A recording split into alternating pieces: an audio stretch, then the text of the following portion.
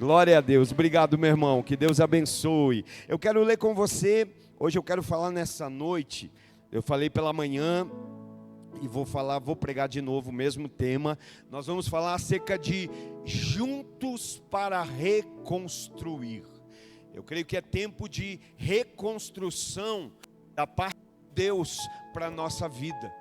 Eu creio que Deus está reconstruindo, Deus está restaurando, Deus está fortalecendo. Eu peço toda a tua atenção para a palavra. Esse é o momento mais importante do culto, o momento da palavra. Quantos vieram ouvir a Deus nessa noite? Deus vai falar através da sua palavra, amém? Já está falando, então fica conectado para você receber tudo que Deus tem. Neemias capítulo 2, nós vamos ler a partir do verso de número 11. Livro de Neemias, profeta Neemias, capítulo de número 2, versículo 11 em diante. E nós vamos falar desse tema, juntos para reconstruir. Neemias, Antigo Testamento, quem já achou diz amém. Glória a Deus. Neemias, capítulo de número 2, verso de 11. Diz assim: cheguei a Jerusalém e depois de 3 dias de permanência ali, saí de noite com alguns dos meus amigos. E eu não havia contado a ninguém o que o meu Deus havia posto em meu coração, que eu fizesse por Jerusalém. Não levava nenhum outro animal além daquele em que eu estava montado. De noite saí pela porta do vale, na direção da fonte do dragão e da porta do esterco. Examinando o muro de Jerusalém que havia sido derrubado e suas portas que haviam sido destruídas pelo fogo, fui até a porta da fonte e do tanque do rei, mas ali não havia espaço para o meu animal passar. Por isso subi o vale, andei de noite examinando o muro, finalmente voltei e tornei a entrar pela porta do vale.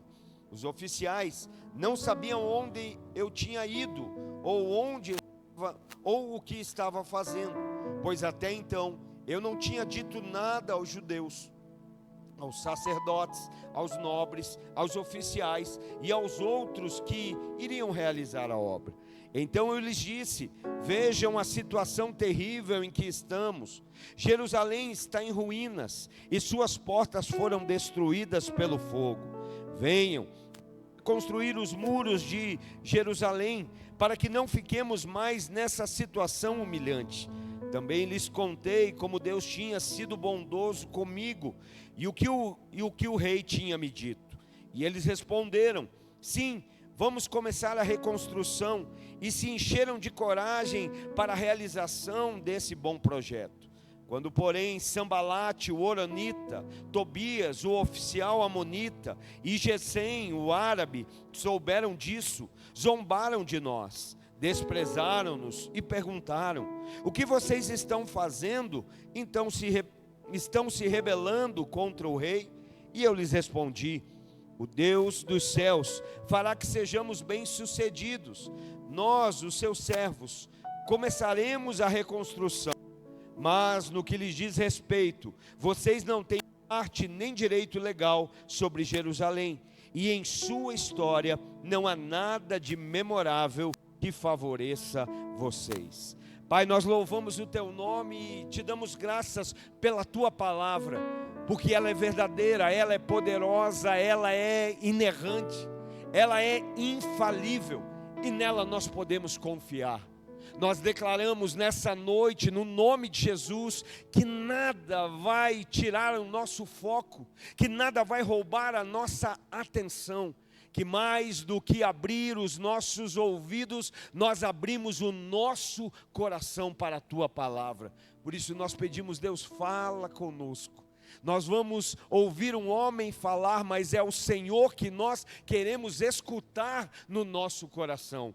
Que venha se cumprir nessa noite, uma vez mais, a tua vontade é o que nós oramos. Amém e glória a Deus. Querido, a história contada no livro do profeta Neemias acontece num período após o exílio do povo judeu na Babilônia. É após o retorno do tempo de exílio, do tempo de escravidão na Babilônia, que nós vemos essa narração. É quando o povo judeu então começa a voltar ao seu lugar de origem, a voltar a Jerusalém, a voltar à sua terra natal. E aqui nós vemos acerca de Neemias. Neemias era um judeu e ele era copeiro do rei. Ele servia no palácio, ele era aquele responsável por tudo que chegava para o rei. Aquilo que o rei iria beber, aquilo que o rei iria tomar. Antes quem provava era Neemias. Ele era responsável pela integridade. E Neemias era um homem de uma fé fervorosa. E eu creio que eu falo hoje aqui para um povo de fé, um povo que não apenas fala de fé, mas um povo que anda em fé, porque fé não é apenas aquilo que a gente fala, que a gente declara, fé é muito mais. Fé precisa ser o modo de vida que a gente leva. Nós precisamos ter uma fé operante, uma fé que é visível, uma fé que se manifesta em nossas ações. Esse era o homem, Neemias, homem cheio de fé, servindo no palácio do rei, copeiro do rei. Ele tinha uma posição privilegiada. A posição que ele ocupava era uma posição de privilégio. E foi ele quem liderou a reconstrução dos muros em Jerusalém. É ele quem lidera essa obra de reconstrução. Nesse momento, Jerusalém não apenas está provando de uma reconstrução física. Os muros estavam caídos, as portas estavam queimadas, havia caos para todo lado. Mas Jerusalém não está provando apenas de uma reconstrução física. Está acontecendo ali também uma reconstrução, uma restauração espiritual. Não era só acerca das coisas materiais, mas era também acerca das coisas espirituais. E Neemias é alguém que se destaca nesse tempo.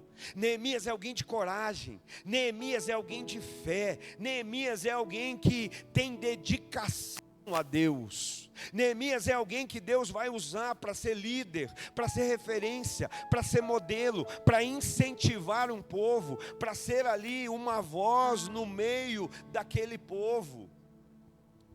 Obrigado, meu irmão. Deus abençoe.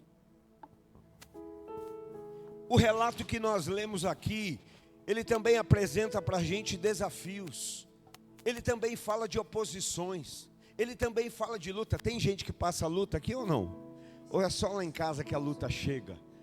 Todos nós passamos, todos os dias nós enfrentamos lutas, nós enfrentamos batalhas.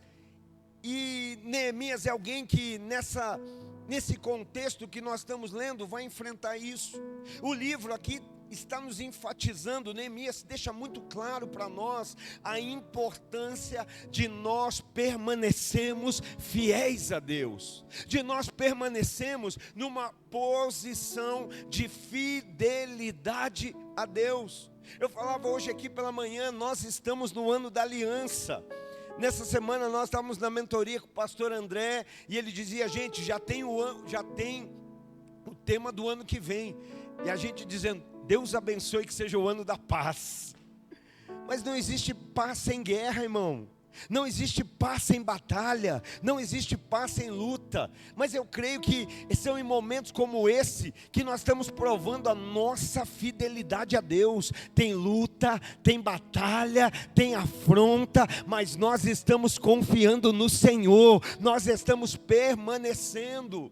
Então, o livro do profeta Neemias traz muito claro para a gente isso, sobre a gente permanecer fiel a Deus, fiel às suas promessas, fiel para cumprir os seus propósitos na nossa vida. Outro ponto importante que nós vamos observar através do livro de Neemias, que a restauração vem, e ela vem pela palavra de Deus. Deus vai restaurar o seu povo. Quantos amam a palavra de Deus aqui? Aleluia, só para eu ver, só para eu ficar mais confortável. Essa semana eu descobri uma pesquisa. Irmão, pensa aqui, se hoje eu tirasse 11 minutos do teu dia, faria falta para você? Para quem aqui faria falta 11 minutos? Quem aqui não abre mão de 11 minutos? Ninguém, glória a Deus. Então eu entendo que você está me dizendo que 11 minutos na sua vida, no seu dia, não faz falta, certo? É isso? Está lá 23 horas e 49 minutos, não vai mudar nada. Sabe por que eu estou falando isso? Porque existe um estudo que ele comprova que se nós investíssemos 11 minutos em média por dia, em um ano nós leríamos toda a Bíblia Sagrada. O que é que isso quer dizer, pastor? Que não está faltando tempo, está faltando interesse, está faltando vontade. Porque se 11 minutos não faz diferença, não tem por que eu não ler. Se 11 minutos não vai mudar o meu dia, não é porque não tá tendo tempo disponível, é porque eu não estou dando prioridade. Aqui vai ter restauração, e eu creio que aqui também, famílias vão ser restauradas, casamentos estão sendo restaurados, mas a base é a palavra de Deus. Neemias deixa muito claro, Neemias, Esdras, deixam isso muito claro, porque é a palavra que nos leva ao arrependimento, é a palavra que nos leva a um compromisso com Deus. Então, na perspectiva cristã, nós podemos até olhar para Neemias, e ele de alguma forma aponta para nós, de maneira simbólica, para Jesus. De maneira simbólica, Neemias está apontando para nós como para Cristo. Por quê? Porque naquele momento Neemias está sendo um restaurador. Neemias está sendo alguém que está sendo um redentor naquele momento. Neemias vai ser usado para restaurar Jerusalém. Neemias vai ser usado para ser um redentor em Jerusalém. Deixa eu dizer para você, o nosso redentor é Cristo. Aquele que nos restaura é Cristo. É na palavra que nós somos renovados. Então ele está apontando para nós. Ele aponta para nós olharmos para Cristo, o autor e consumador da nossa fé. O tema é esse: juntos para reconstruir. Quando nós falamos de reconstrução, irmão, ninguém gosta. Muitas pessoas gostam de construir. Tem diferença? Tem. Porque construir você começa do zero. Construir, você pega um solo que não tem nada e você começa a construir. Agora, quando fala de reconstruir, fala de trazer de novo, de colocar de pé de novo algo que nesse momento está caído. Por que é que tantas pessoas hoje, elas preferem mudar de ambiente, de relacionamento, de família, de cidade, de país? Porque elas estão dizendo, não, eu não quero perder tempo reconstruindo. Deixa eu dizer, Deus tem mais compromisso muitas vezes com uma reconstrução do que uma construção. Às vezes a gente, não, vou sair desse relacionamento e vou entrar no outro. Não, Deus te dá força para reconstruir esse relacionamento, para renovar esse relacionamento, para restaurar esse relacionamento. E muitas vezes nós estamos mais dispostos a construir. Mas hoje nós vamos aprender com Neemias acerca de ter esse posicionamento. Neemias se posicionou, foi usado por Deus para restaurar Jerusalém, para proteger o seu povo. O primeiro ponto, eu quero citar aqui 4 tópicos nessa noite, para a gente meditar, pensar e olharmos para dentro de nós. O primeiro deles nós encontramos do verso 13 ao verso 17. Eu falo de reconstrução. E sabe, toda família tem algo a reconstruir. Vou repetir, melhor, todo mundo aqui tem algo a ser reconstruído. Toda família tem algo que precisa ser reconstruído. Cada pessoa aqui nessa noite tem algo que precisa ser reconstruído. Então Neemias, o texto está dizendo, ele vai até Jerusalém. Ele anda pela cidade em ruínas, a cidade praticamente destruída. Ele tá andando por meio daquela bagunça, dos muros caídos, das portas quebradas. Ele vai para a cidade para constatar o estrago. Esse é o primeiro ponto, esse é o lugar da onde nós precisamos partir. Ali tinha muro derrubado, ali tinha porta queimada, ali tinha destroços para todos os lados. Muitas vezes as nossas famílias hoje estão sofrendo assim, irmãos. Quantas famílias hoje que não sofrem com o muro da comunicação quebrada? A mulher que tem que adivinhar o que o marido vai fazer, vai deixar de fazer, que hora vem, que hora que não vem, quando é que... Já vi esposa que o marido avisa do compromisso para ela na hora do compromisso. Que o marido leva para um casamento e a mulher nem sabia que era casamento. Eu já presenciei isso, irmão. Da mulher chegar e... Mas você nem me avisou que era um casamento? Eu achei que era um... Porque muitas vezes a comunicação não existe. Estão no mesmo ambiente, estão no mesmo lugar, mas a comunicação é um muro que já caiu. Outro muro que existe no meio das famílias é o muro do desgaste emocional. Hoje nós saímos daqui do culto, o Mateus, a Kathleen, minha nora, foram almoçar lá em casa, nós estávamos conversando, e aí o Mateus estava compartilhando comigo de um rapaz que teve uma situação, e o psicólogo foi averiguar lá a questão, foi atender a esposa para ver o que estava acontecendo. Ela adulterou, ela traiu o marido. E aí o rapaz começou a querer entender, ela e conversando com ela, ele falou, não, eu preciso entender. E ele disse assim, escuta, o seu amante, ele é mais bonito que o seu marido? E ela falou, na verdade não. Na verdade o meu marido é muito bonito. Aí ele falou, então o seu amante, ele é mais rico que o seu marido? E ela falou, não, na verdade o meu marido é milionário. O meu amante é CLT. E aí ele falou, então me desculpa, eu já sei. A questão está no sexo. Ela falou, não, nessa área minha vida de casal é sensacional. E aí ele disse, então peraí, me ajuda, porque eu não estou entendendo. O seu marido é mais bonito, o seu marido é mais rico, o seu marido não falta no que tem que fazer. O que te levou a fazer isso? E ela disse, o meu amante me ouve. O meu amante me dá atenção. O meu amante investe. Eu não estou dizendo que ninguém aqui tem que ter amante. Eu estou dizendo que nós temos que ter posição como marido, como esposa. Não é só estar presente. A sua esposa não quer que você só faça de conta que ouça. Ela quer o seu coração. Ela não quer que a gente só esteja do lado, não. Ela quer que a gente esteja atento, que a gente receba no coração cada uma das... E as esposas também. O marido quer alguém do lado. Não alguém apenas que está presente, não, mas alguém que está conectado. Você entende como é importante hoje? Há um desgaste emocional muito grande. Hoje, um muro que existe nos relacionamentos é o distanciamento espiritual. Nós fizemos aqui hoje, mas pensa, quantas vezes, marido, você ora pela sua esposa na sua casa? De impor as mãos sobre ela e abençoar, clamar por ela, abençoar. Quantas vezes dentro do lar você põe as mãos sobre os seus filhos para orar, para abençoar? A gente se preocupa com tanto movimento aí fora. Deixa eu dizer, o mundo só pode encher aquilo que estiver vazio. O mundo só pode ocupar um lugar que o Espírito Santo ainda não ocupe. Por isso, antes do filho correr o risco de ser amaldiçoado na rua, nós já temos o poder de abençoá-lo dentro do nosso lar. Está aqui, ó, tá aqui, a minha filha está aqui a Stephanie, que vai às vezes com a gente de carona, né? Junto para a escola. Está ali todo dia. Eu oro por elas.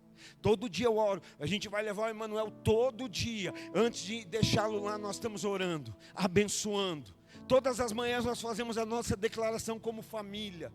Sabe, muitas vezes são muros que estão na nossa casa, que hoje Deus está dizendo, reveja a comunicação, alinhe a comunicação, reveja o emocional. Aí até o Mateus brincou, quando saiu dali, o psicólogo foi para casa, a primeira coisa que ele fez, sentou no sofá, a esposa chegou e ele falou, meu bem, senta aqui, que eu quero te ouvir. Está entendendo? Arruma tempo de qualidade, tempo para olhar nos olhos, tempo para desfrutar.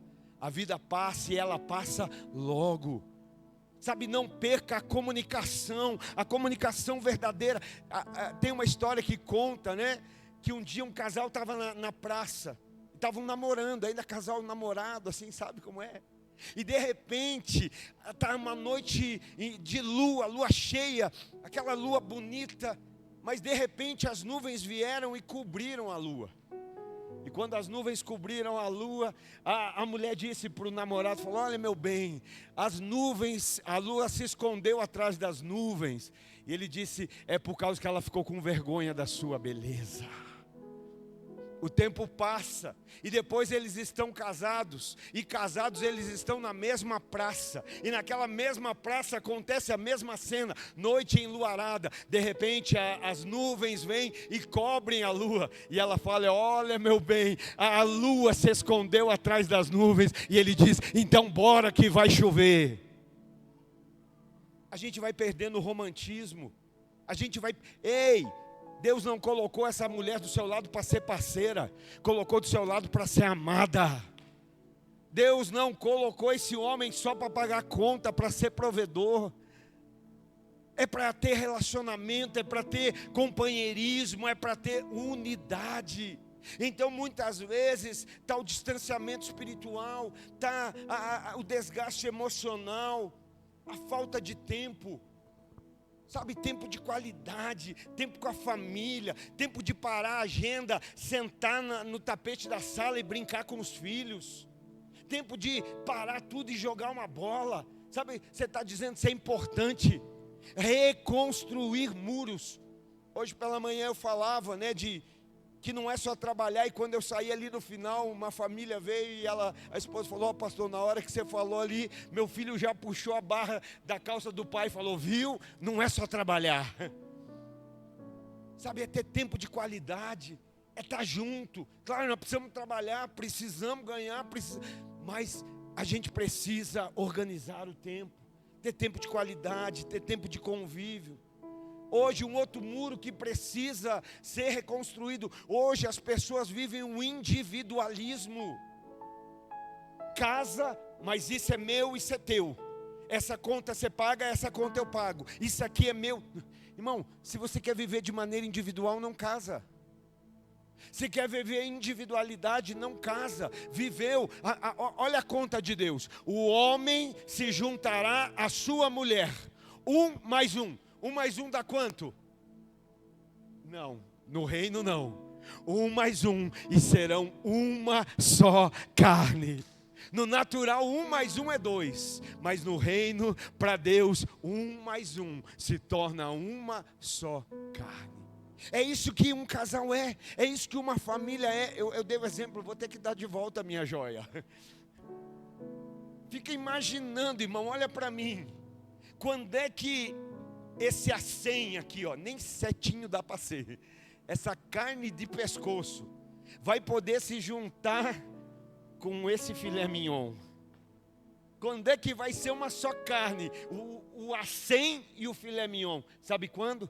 Quando os dois entrarem juntos no moedor. E é no moedor que a carne vai sendo misturada. E quando ela sai, ninguém mais sabe quem é o acém, ninguém mais sabe quem é o filé, agora só sabe que são uma só carne. Está entendendo? O que era ruim de um ficou dos dois, e o que era bom de um ficou para os dois.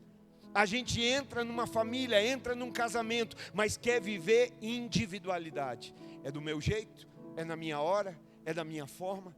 Está entendendo como tem muros? Então a gente precisa ter a humildade, a simplicidade de Neemias, para reconhecer que tem coisas que precisam mudar. Reconhecer que tem muros caídos, que tem muros que precisam ser reconstruídos. Sabe qual é a nossa geração? A nossa geração é a geração que está preocupada com os enfeites do lado de dentro, mesmo sabendo que tem muro caído do lado de fora. A nossa geração é a geração que quer ostentar o que tem dentro da casa, mesmo sabendo que os muros de proteção estão derrubados. Por que é importante um muro? Porque o muro impede que o mal de fora entre para dentro, mas o muro também protege para que aquilo de bom que existe dentro não seja levado para fora.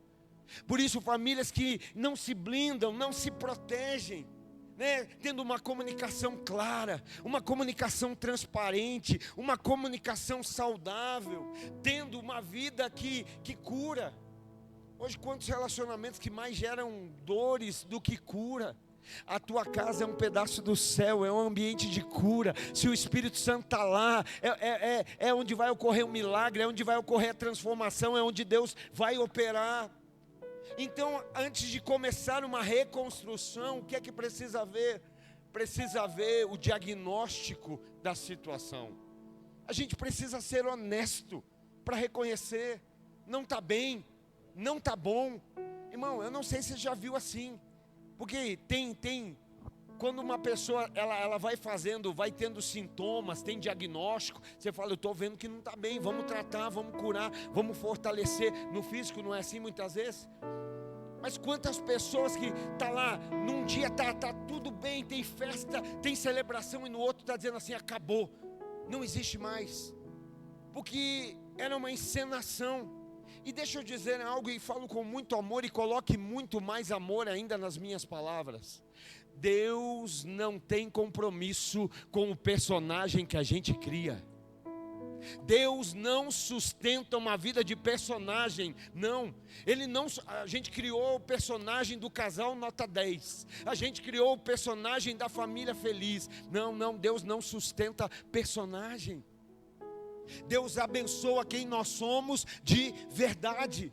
Então quem sabe hoje é uma noite de olhar, fazer o diagnóstico e dizer, caramba, tem muro quebrado, tem muro ruído, tem porta queimada, está um caos, a comunicação está complicada, não está sendo sincera, não está havendo a prática espiritual, a gente não está tendo tempo de qualidade. Por que é que Deus aponta? Deus não aponta para condenar, Deus mostra para restaurar, Deus mostra para renovar. Aquilo que Ele mostra, Ele mesmo dá a força e a coragem para a gente reconstruir.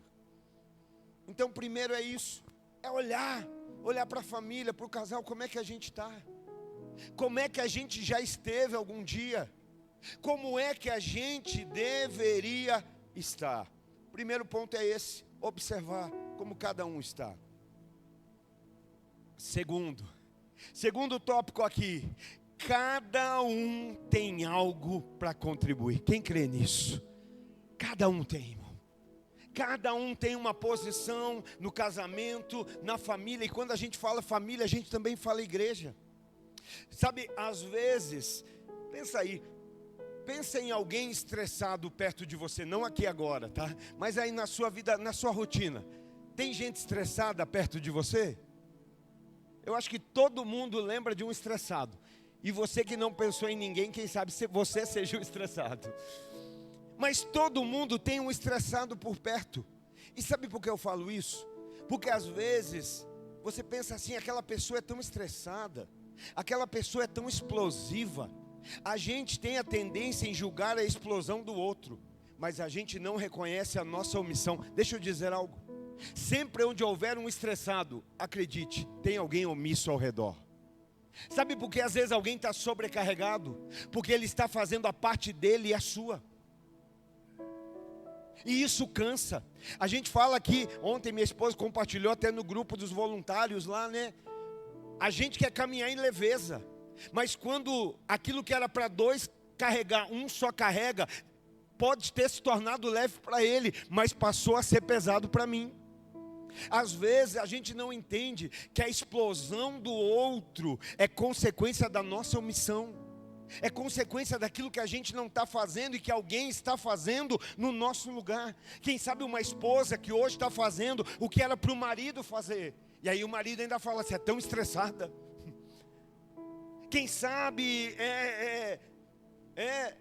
um esposo que está estressado lá porque ele está fazendo tudo que talvez os outros ao redor podiam ajudar.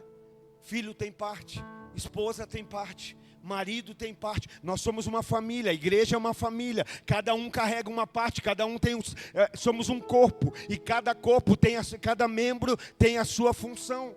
Cada um de nós somos um membro. Mas o que seria do nariz se ele tivesse que ser nariz e orelha? O que seria da boca se ela tivesse que ser boca e olho? Por isso cada um tem o seu papel, cada um tem a sua função. Então observa, isso é tão interessante, gente. Pensa comigo. Imagina o sujeito lá, indo construir uma parede. Eu já ajudei em algum tempo da minha vida, ajudava em obra. Ia lá, não entendia nada, mas sempre gostei de ajudar. Então vou lá ajudar. Mas imagina um sujeito lá, vai fazer uma parede. E aí ele tem que fazer a massa, ele tem que carregar tijolo, ele tem que assentar tijolo, pôr massa, pôr o nível, assentar tijolo, pôr massa, fazer mais massa. Isso cansa ou não cansa? Cansa. Isso demora ou não demora? E o problema é que às vezes a gente não ajuda na construção e ainda fica do lado dizendo: nossa, que parede demorada, olha como está, ai meu Deus, olha como está torta essa parede não cresce. Sabe, muitas vezes nós estamos assim. Mas já pensou se um fala: não, deixa que a massa eu bato. O outro fala: não, deixa que o tijolo eu carrego. O outro diz: não, deixa que o nível eu tiro. E tem só alguém assentando. A parede vai subir mais rápido. A parede vai subir melhor. Mas, pastor, aí eu vou para os que tem problema. Tudo tem que ter a base bíblica. Vamos para a base bíblica. Um dia Moisés vai chegar e dizer: Josué, vai para a batalha, Josué. Vai para a guerra. Mas fica tranquilo, porque enquanto você está na guerra, eu vou subir no monte. E lá do monte, eu vou estar com as minhas mãos estendidas em teu favor, em favor do povo. E a minha Bíblia diz que enquanto Josué está guerreando, Moisés está de mão levantada, Deus está dando vitória ao seu povo.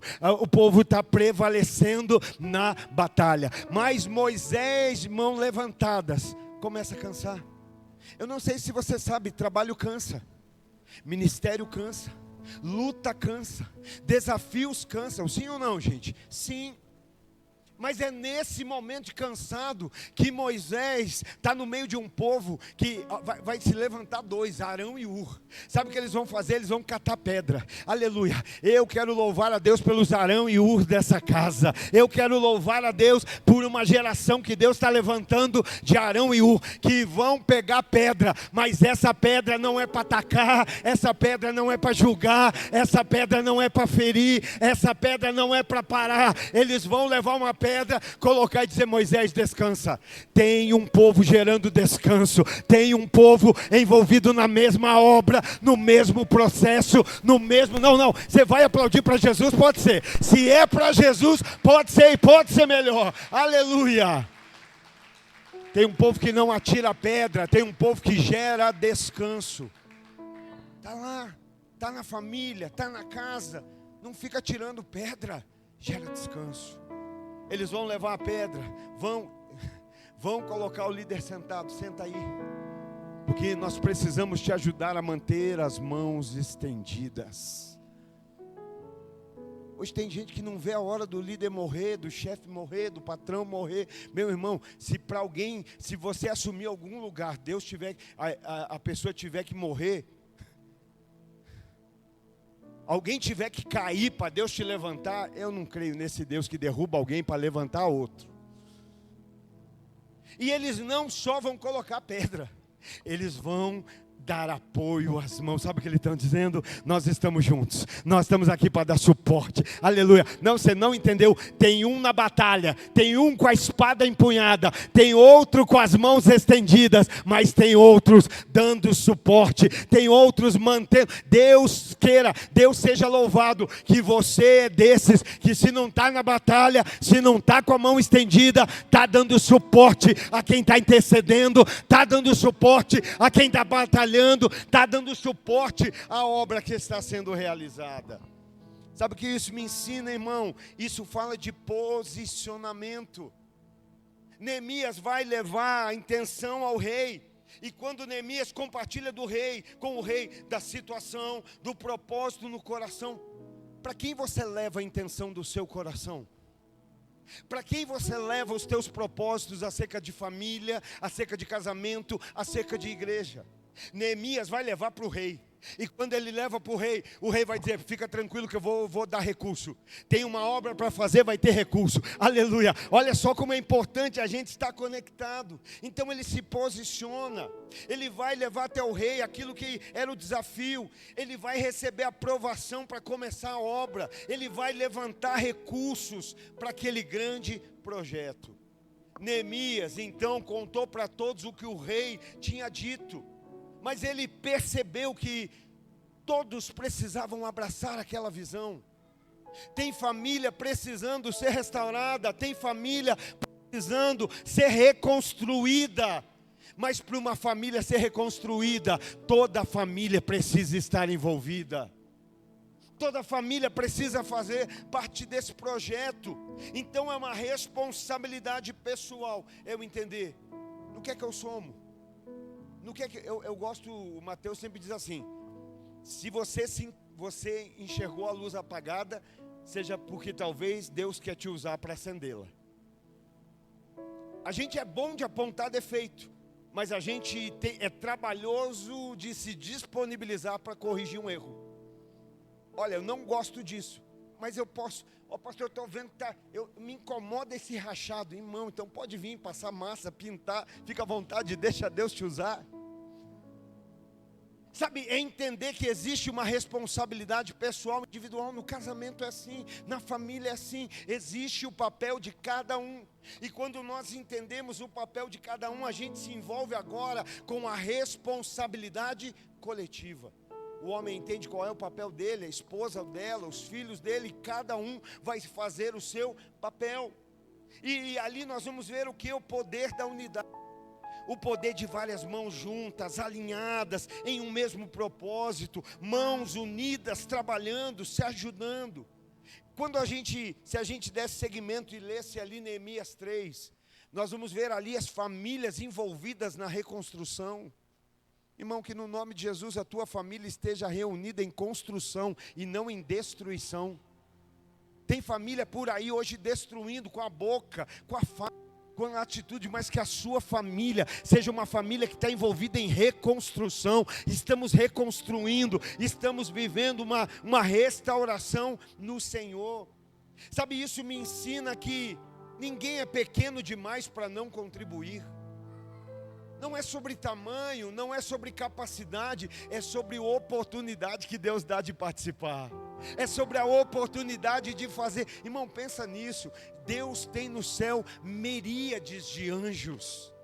Qualquer reconstrução poderia ser bem feita e muito rápida se Deus enviasse os anjos do céu. Mas Ele não enviou e não vai enviar. Ele conta com a gente, na nossa casa, na nossa igreja, na nossa cidade, no nosso país. Então nós entendemos o individual, entendemos a coletividade. Ninguém é pequeno demais para não fazer parte. Mas nós também não podemos transferir para o outro o que é responsabilidade nossa. A gente não pode transferir para outro alguém aquilo que somos nós que precisamos fazer. Quando a gente entende isso, toda casa é edificada, toda casa é beneficiada. O marido edifica, a esposa edifica, os filhos edificam. No final todos vamos colher de resultado.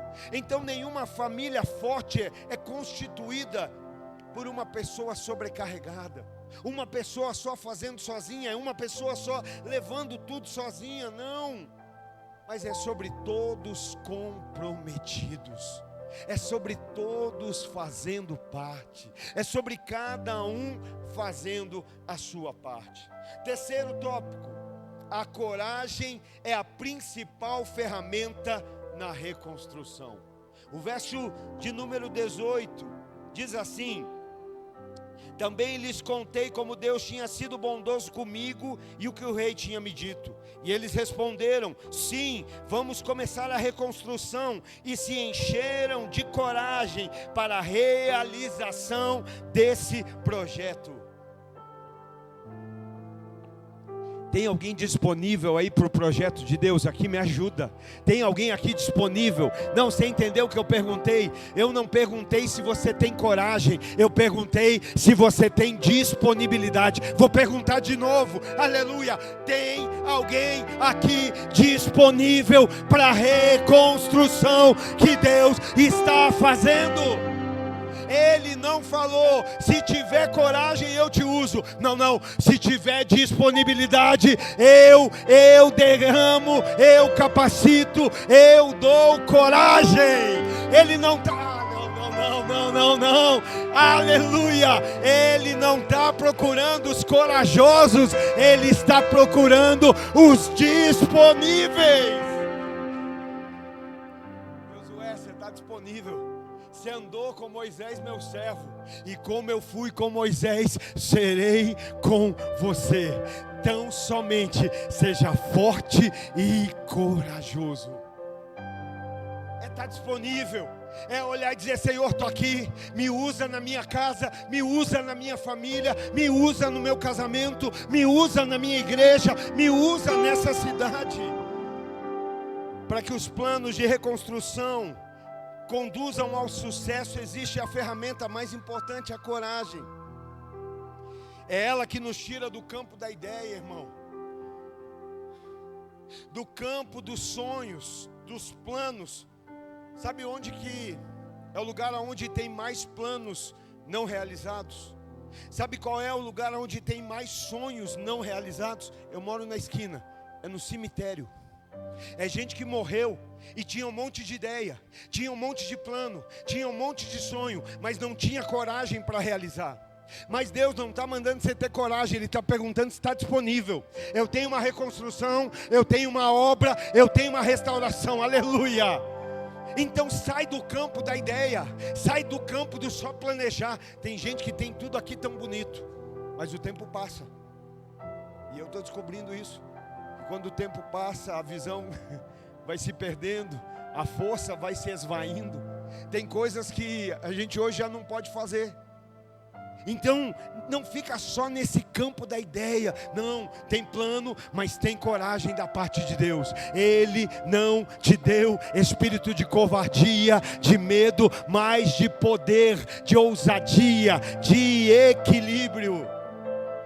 O texto está dizendo assim, olha: e eles se fortaleceram as mãos para a boa obra. Famílias unidas fortalecem um ao outro. Sabe o que Deus espera de um casal? Eu sei que cumplicidade parece uma palavra tão bonita, né? Mas eu prefiro fidelidade. Mas cumplicidade e fidelidade, não é nem fidelidade aqui, ó, irmão. É primeiro fidelidade aqui, ó. Hoje muitos casais têm cumplicidade entre si, mas não tem fidelidade com a palavra. Tem casal que tem conchavo para sustentar mentira. Tem casal que combina, não é que foi isso, bem, não é que foi isso, Ananias, não é que foi isso, Safira, vai morrer. Deus não está te chamando para você ser cúmplice de erro. Deus está te chamando para você ser fiel a um propósito. Eu sou pastor aqui da igreja, mas antes de ser pastor da igreja, sou pastor da Simone, da Rebeca, do Emanuel. Às vezes eu preciso chegar lá em casa e falar: vem cá, meu bem, fazer um gabinete nós dois aqui. E ela me ouve. Eu gosto muito quando alguém vem e bate assim: ô, você é meu pastor. Mas eu amo quando ela diz assim: você é o meu pastor. Como esposa, às vezes ela vem e me chama e diz: Vi, deixa eu te falar, olha, isso, obrigado. Você está entendendo? Não é ser cúmplice no erro, é ser fiel à palavra. Às vezes vai vir indo para o caminho errado, vai dizer: não, peraí, nós vamos ter que fazer uma DR santa aqui, a DR abençoada, e vai terminar em bênção. Sabe por quê? Porque um dia, quando eu estiver no céu, antes de perguntar de uma igreja, Ele vai perguntar de uma noiva. Ele vai dizer: o que você fez com a filha que eu coloquei nas tuas mãos? Com a filha preciosa que eu te dei como esposa, com os filhos preciosos que eu te dei. Está entendendo? Então eles fortaleceram. Por quê? Porque numa família unida, quando um desanima, o outro encoraja. Hoje a gente vive tempos em que um está mal, o outro vem lá e acaba de matar. Mas aqui não, em nome de Jesus. Se alguém estiver mal, você vai ter uma palavra para levantar. Você vai dizer: vem cá que eu vou orar por você, vem cá que eu vou entender. Hoje nós estávamos aqui no culto de manhã, meu irmão. Antes da gente subir aqui, eu estava ali, eu só senti uma mão me pegando aqui. Era a pastora, ela me pôs as mãos e começou a orar por mim. Eu aqui não sou bobo de receber, eu já me... Porque numa família saudável, quando um tá caído, quando um falha, o outro ajuda a levantar. Sabe, não, para nós não vale a máxima: bem que eu te avisei. Não, eu estou aqui para te ajudar. Você pode ter caído, mas eu estou do teu lado. Não para te acusar, mas para te ajudar a levantar, para te colocar de pé de novo. Porque se você não está bem, eu não estou bem. Se você não está feliz, eu não estou feliz. Então, quando todos caminham junto, a casa se torna mais forte. Quando todos caminham juntos, nós temos coragem para enfrentar os medos. Coragem não é ausência de medo, irmão. Coragem é a força que nos faz enfrentar os medos. É ir para cima. O medo existe, mas eu tenho coragem, eu vou enfrentar. Golias está lá, mas ele não vai ficar. É coragem para sair da zona de conforto. Ah, como nós precisamos. Precisamos ser um dos outros para dizer: ei, esse lugar está confortável. Irmão, esse culto aqui começou para você 7 horas. Lá em casa ele começou 4 horas da manhã. Mas a gente quer levar uma vida confortável. A gente quer assistir e está tudo, quer julgar ainda. Não, passa mais tempo clamando. Passa mais tempo intercedendo. Passa mais tempo. Às vezes a gente passa.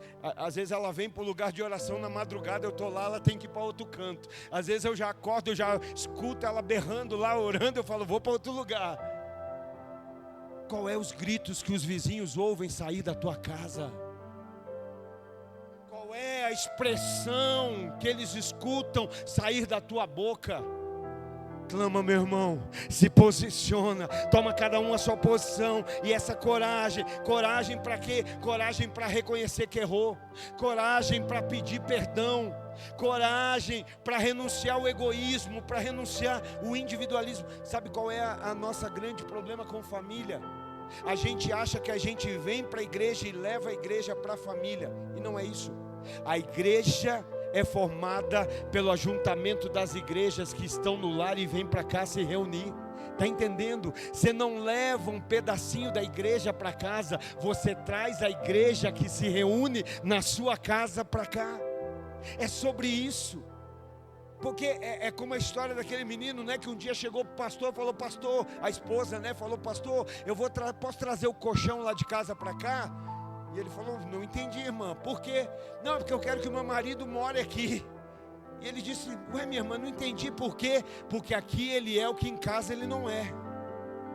Porque lá eu tenho um outro marido, não é esse mesmo que dá paz aqui, que fala, está entendendo?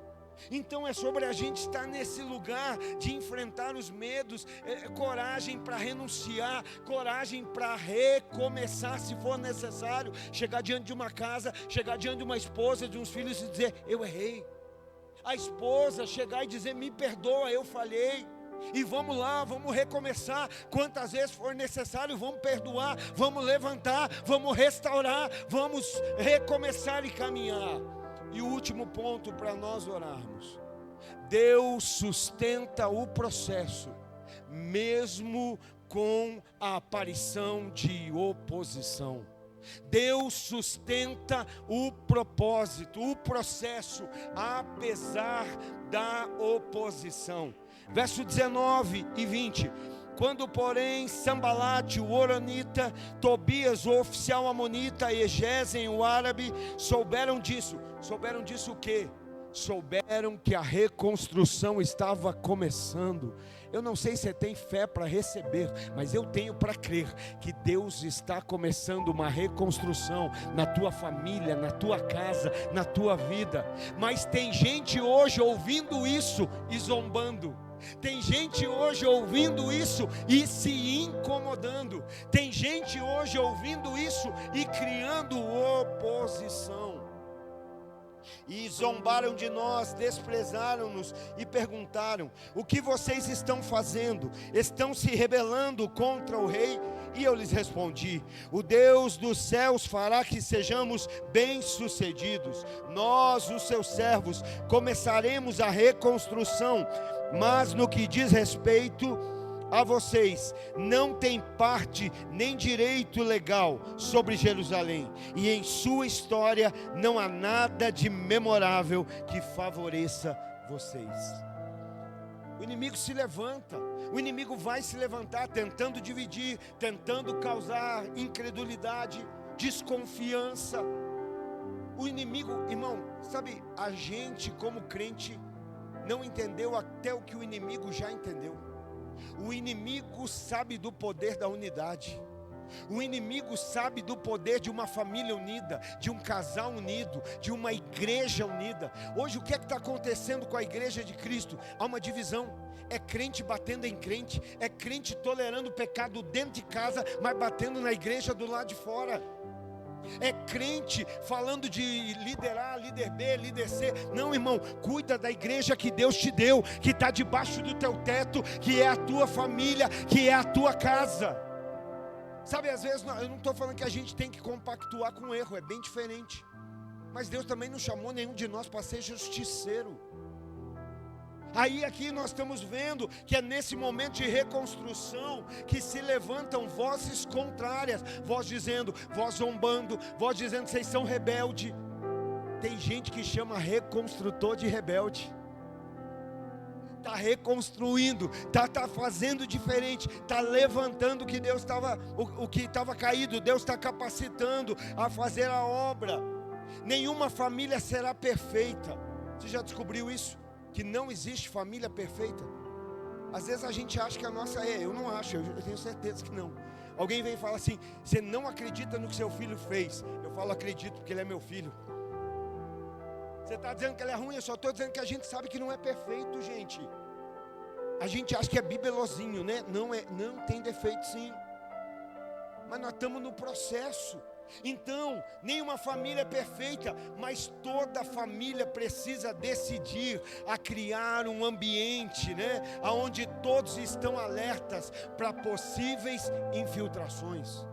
Tem uma voz contrária, tem uma voz querendo gerar dúvida, tem uma voz querendo gerar divisão, tem uma voz querendo gerar enfraquecimento, e a gente precisa estar alerta a isso. O inimigo não fica feliz quando você toma uma decisão de dizer vai reconstruir, vai posicionar. Nós vamos fazer, a partir de hoje eu e minha casa vamos orar, a partir de hoje nós vamos ter o culto no lar, a partir de hoje eu vou colocar as mãos sobre minha esposa e abençoar, vou abençoar a vida dos meus filhos. Você acha que ele fica feliz? Não, ele vai tentar impedir, ele vai tentar parar. Por isso não desanima, prossegue, permanece, persevera. Quando cada um assume a sua responsabilidade e todos caminham em unidade, entra as poderosas mãos de Deus nos sustentando. Deus não fala para você fazer, Deus só pede que você permita que Ele faça através de você. Quando eles decidem se envolver com a obra, a Bíblia diz que as mãos deles foram fortalecidas. O nosso problema é que a gente está esperando a mão ficar forte para fazer. A gente está dizendo: fortalece, Senhor, e eu faço. E Ele está dizendo: é no meio do processo, disponível, caminhando, que eu vou te fortalecendo. Conta uma história que um dia, é uma história só, tá, irmão? Deus colocou diante da porta da casa de um homem uma pedra, uma grande pedra, na saída da porta. E Ele disse àquele homem: empurre essa pedra. Os dias passaram e todos os dias aquele homem empurrava aquela pedra. Fazia muita força, a pedra não movia sequer 1 milímetro. Algum tempo depois, Deus surge, aparece, vou ressaltar, é uma história. Surge de novo. E quando chega, aquele homem está desapontado e fala para Deus: Deus, eu estou triste, eu estou chateado, eu estou desanimado. Por quê? Porque todos os dias eu empurrei essa pedra, mas eu não consegui movê-la. E aí Deus vai dizer: mas o que foi que eu te mandei? Eu não te mandei mover a pedra, eu te mandei empurrá-la. Eu não disse que você a moveria, mas eu disse que você deveria todos os dias empurrá-la. A pedra não se moveu, mas Deus disse: olha para as tuas mãos. E quando ele olhou para as mãos, ele viu que de tanto empurrar a pedra, a sua mão estava calejada, estava uma mão forte, aleluia. Quando ele olhou para os seus braços, ele viu que de tanto fazer esforço para empurrar a pedra, os seus braços estavam fortes. Você está entendendo? Tem coisa que Deus colocou na tua vida, não é para você realizar, mas é para que Ele te fortaleça enquanto você vive o processo. Quem move a pedra é Ele, quem faz o impossível é Ele, mas quem dispõe a obedecer todos os dias, mesmo quando a gente não vê a pedra se mover, somos nós. E a gente vai ficando forte. Irmão, alguém de mão calejada não se escandaliza com qualquer coisa. Alguém de braço forte não desiste na primeira batalha, na primeira luta. Não, Deus está nos capacitando. Ele é o nosso escudo, Ele é a nossa proteção, Ele que fortalece as nossas mãos para a batalha. Fica de pé. Quando a gente entende isso, quando a gente se posiciona sobre essa verdade, que Deus é que fortalece, que Deus é que capacita. Neemias 4 e verso 6 diz assim, Neemias capítulo 4 e verso 6: nesse meio tempo fomos reconstruindo o muro, até que em toda a sua extensão chegamos à metade da estatura, pois o povo estava totalmente dedicado ao trabalho. Chegamos à metade da estatura, por quê? Porque o povo estava dedicado. Algumas versões dizem, porque o povo tinha ânimo para trabalhar.